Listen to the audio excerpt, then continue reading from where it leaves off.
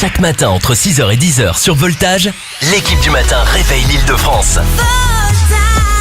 Jonas Blue en préparation avec Jack and Jack Rise après l'actu chez nous en Île-de-France avec Mickaël Livret. Salut Mika. Salut Jérôme, bonjour à tous. Et amateurs de viande, vous risquez d'y passer un sale quart d'heure. Jusqu'à dimanche se tient le 18e Veggie Pride Festival à Paris.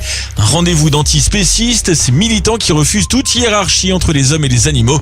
Parmi les participants, Markov, depuis 2 ans, ce trentenaire francilien tente de manger le moins de produits possible issus des animaux.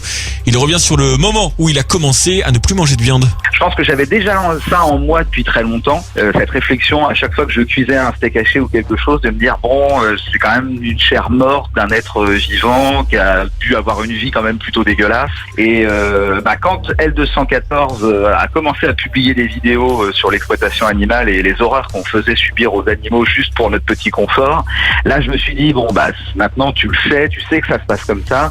Et le Veggie Pride Festival se tient donc tout ce week-end à Paris. Une marche militante partira aussi à 14h de la place de la République.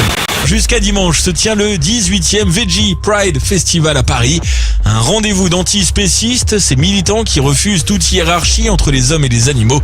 Parmi les participants, Markov, depuis 2 ans, ce trentenaire francilien tente de manger le moins de produits issus d'animaux. Lui ne veut pas aller jusqu'au cas extrême qui vandalise des boucheries. Il y a ceux qui veulent juste ne plus donner d'argent à ceux qui font vivre un calvaire aux animaux. Et puis il y a ceux qui disent de toute façon quoi qu'on fasse ça change pas, donc maintenant on va passer aux actions radicales. Donc il est temps que ça change. Et je pense qu'on peut être militant à différents degrés, mais qu'au fond on a tous le même souhait, c'est qu'il y a un vrai respect du monde animal, d'autant qu'aujourd'hui on sait qu'on peut être végétalien ou vegan et avoir un régime alimentaire qui est parfaitement correct pour la santé. Et dans ce contexte, une boucherie et une fromagerie ont été vandalisées en début de semaine dans les Yvelines à Saint-Arnoux. Les soupçons se portent sur des antispécistes.